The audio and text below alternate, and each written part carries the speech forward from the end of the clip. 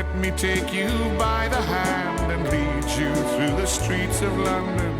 I'll show you something to make you change your mind. It hasn't always been like this. I started off with great aspirations. I remember when I went to Christmas parties with my workmates, knocking back the shots, arm around my best mate who I'd only just met, staggering down to the nearest tube at the end of the night, oblivious to all around me. All was well. All was well.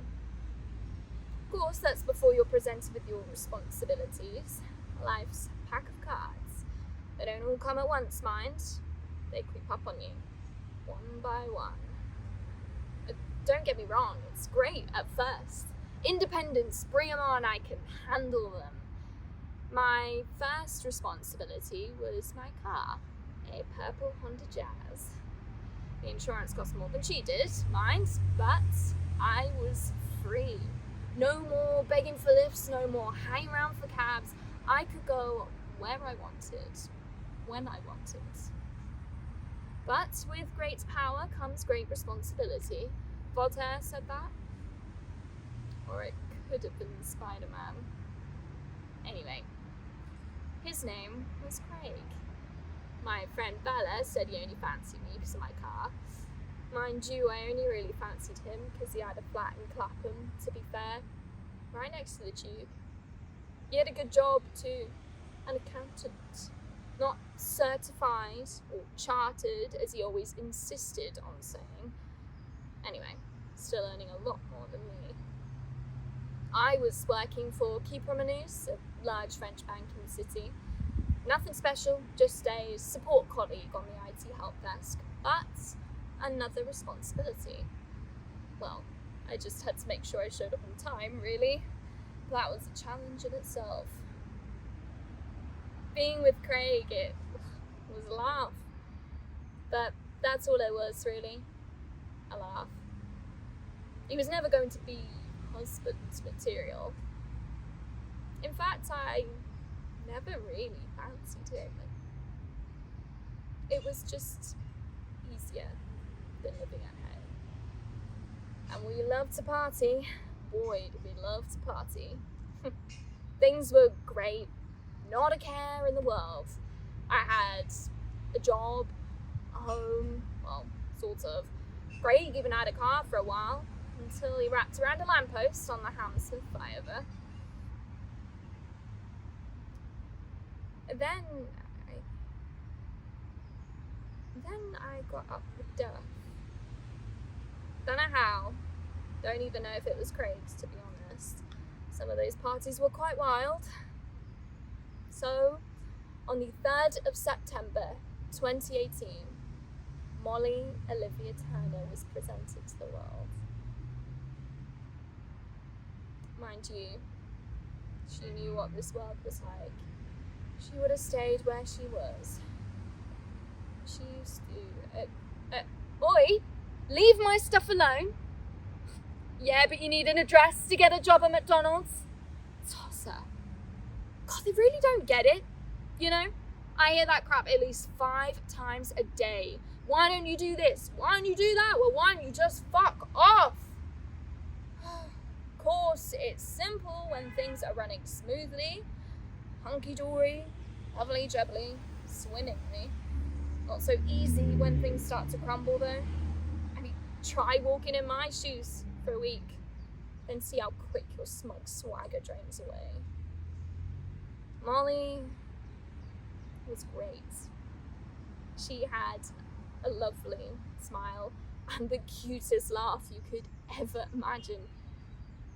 She made us grow up being Craig, and that's a real responsibility. We were doing just fine. I had a job, a home, a guy who paid the rent on the home, and a kid who brought me more joy than I'd ever imagined, expected, or to be honest, even deserved.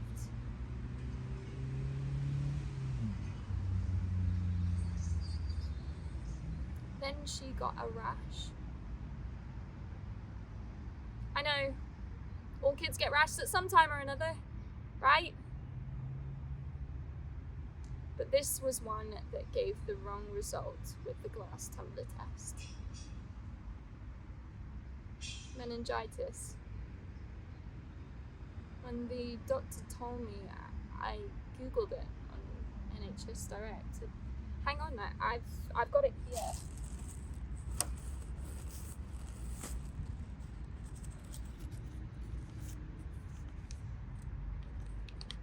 Meningitis is an infection of the membranes that surround the brain and spinal cord. Most people with meningitis will make a full recovery, but some may have long-term problems. Overall, it's estimated that up to 1 in every 10 cases of bacterial meningitis is fatal. But why my baby? Why Molly? Why me? Why couldn't Molly be one of the 9? Of course, the doctors did their best, but after a few days, my Molly's lovely smile slowly evaporated, and her light turned to darkness.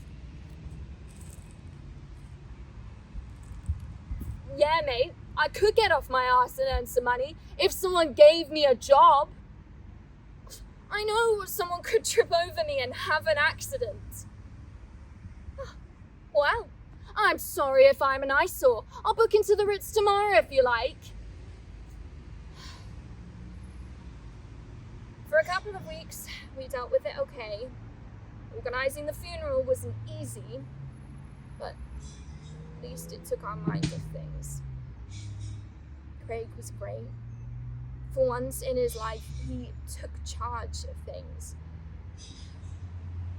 My mum even graced us with her presence one day and made sure to let us know that if there was anything I can do, Phoebe, anything, do give me a call. Give her a call. Typical. Not, don't worry, Phoebe, I'll be around again tomorrow to do whatever needs to be done. Or to just listen. No, it was a few weeks after the funeral that it hit us. It wasn't like an express train piling into us. No. It was more like a dark blanket slowly suffocating us. I mean, actually, I coped quite well under the circumstances. It was Craig who struggled. He would just go into Molly's room, wind up her cot mobile and just stare into her cot, listening to Twinkle, Bloody Twinkle, Little Star over and over again. We hadn't cleared her room out yet. We couldn't. We were going to leave that to another day, when things wouldn't be so painful, whenever that would be. Craig went downhill quite quickly. He started to become withdrawn and depressed, and said he felt like a completely different person. From being a dad who doted on his little girl,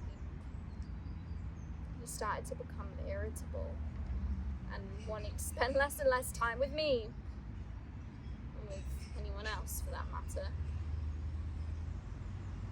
He just sat around the flat all day, in the same chair, the curtains closed, staring into space. Oh, bless you, my dear, much appreciated. That'll get me a coffee and an apple pie at Burger King. And don't worry, I know the feeling's hot. Oh, well, you have a nice day now. Enjoy the show. Typical. It's always the old dears and the old boys who can least afford it who are the most generous. It's the young cocksure assholes of the financial district who are the worst.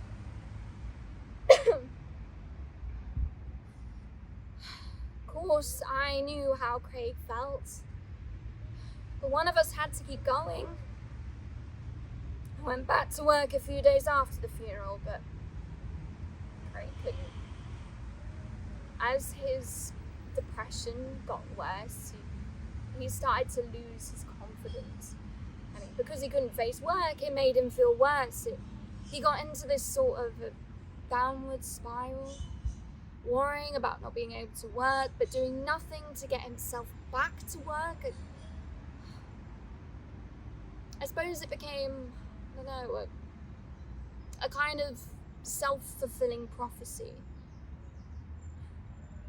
He said he felt like he was lying in the dark with no light in his soul. I mean, although I wasn't exactly in a great place myself, I tried to help Craig. I did. I told him that things would get better, but he just kept saying, "You don't understand," and I'll throttle the next person who says, "Don't worry, there's a light at the end of the tunnel." I tried to get him to see a doctor. He just kept saying, "She can't help me. All she does is keep giving me more tablets." I even booked an appointment to see a therapist for CTB or something, but he didn't go.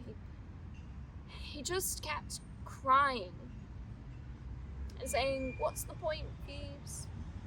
It's a waste of time. Nobody understands."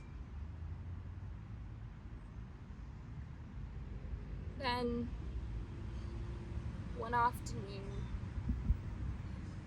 when I came home from work, he wasn't in his chair. When I looked around the flat, I found him in the bathroom. It was awful. He was alive. Just. And I called for an ambulance and they came quickly, but it was too late. He had lost too much blood, and his heart stopped in the ambulance on the way to the hospital. They tried to revive him, but it was no good. He'd gone.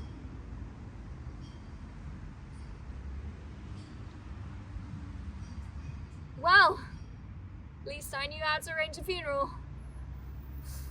To be honest, that was the least of my worries. Everyone was sympathetic and supportive at first. It only lasts for so long, doesn't it? First of all, it was Jeff, our landlord. He knew what an awful time I was going through, but could I let him know when I'd start paying the rent again? Apparently he had bills to pay, as if I didn't. Well, I'm sorry, Jeff, but Craig's gone. Do you know what? He was the one earning all the money to pay the rent. There was no way I could afford to pay your rent on the pittance I was earning. To be fair, he waited for quite a while. But eventually the inevitable happened. And I had to get out. I went down the council. Complete waste of time that was. Oh, do you realise, Phoebe, that there are lots of other people needing help who are in much more need than you, who are homeless with a family? Well, lucky old them. Not only do they get to keep their child, they get housing as well. Apparently, if you're a single grieving homeless person, you're not in priority needs. And it's down to you to sort yourself out. Oh, and you can forget about renting a place privately, because housing benefit doesn't cover the full rent anymore. And that was the start of it. My fall from grace, where all my aspirations evaporated away. At first I thought I'd only be on the streets for a few days, till I could sort something else out. It doesn't work like that. Can't sort it out. I mean, for a start, where'd you keep your stuff? Well, I had to leave most of mine in the flats, which Jeff then got rid of. And where'd you wash and keep yourself clean? I actually managed to get a place in a shelter for a couple of nights where I could grab a shower. But then I left when a nutty woman threatened to knife me if I didn't give her my necklace. Oh, and what do you think my progressive employer thinks of a member of staff who has to come into work in dirty clothes and after a couple of weeks starts to pong? Well, I'll tell you, we're really sorry, Phoebe, but we're starting to get some complaints off the others. We're going to have to let you go. Here, look at their website. Go on, Google it.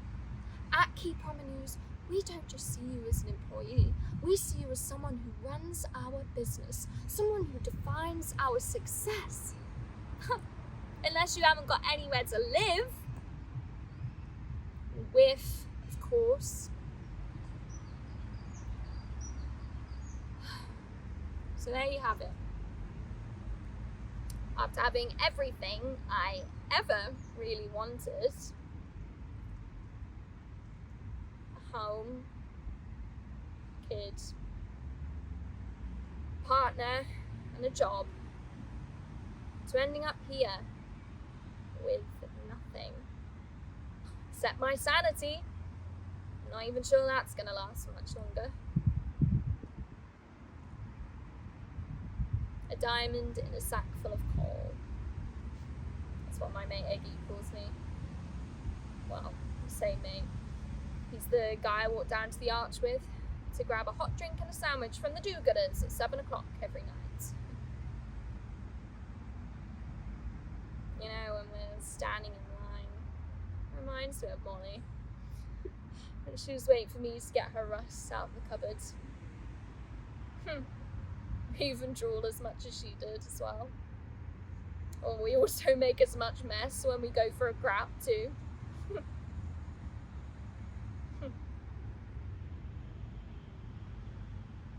I could apply for universal credit, I suppose. But you have to apply online for that. And my laptop, unfortunately, was something that ended up in Jeff's dustbin. Not sure what I'd put in the your address box anyway.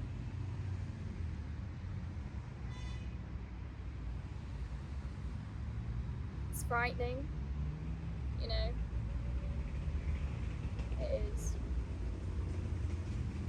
I sleep with one eye open every night just to keep an eye on my stuff. Here, tell me what you would do when an asshole thinks it's allowed to have a piss right next to you. Go on, you're facing Jeremy Clarkson on the £1 million question. Do you A, ignore the twat, B, have a go at him, or C, kick him in the balls? Oh no, you can't phone a friend because they all deserted you years ago. And although you've got an audience, they're not exactly on your side. So, what do you do? Well, most people just look the other way, so they haven't noticed. And that's how all of us here on the streets have what I call our crimson eyes. You know, where you have this vacant, distant stare, looking out through a mist of despondency. We all get them after a few weeks. It's all in the eyes. You can tell a lot from a person's eyes, you know. You can't feign security, contentment, or fulfillment when your eyes are seeing pain, desperation, and hopelessness.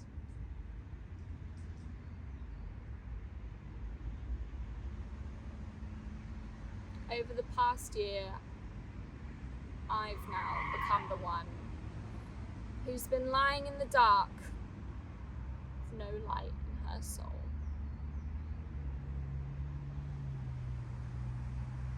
And do you know what really gets me?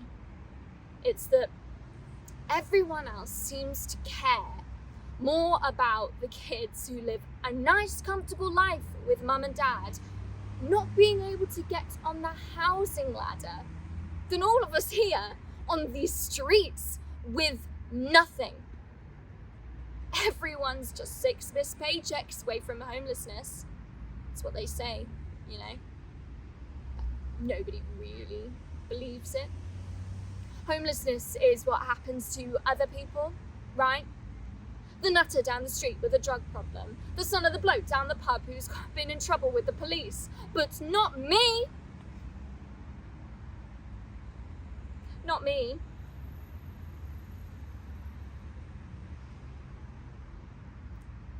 Well, it has happened to me. And it's here. And it's now.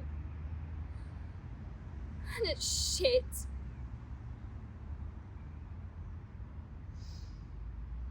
And to be honest, nobody really cares. Whilst it's not on their own doorstep, nobody cares.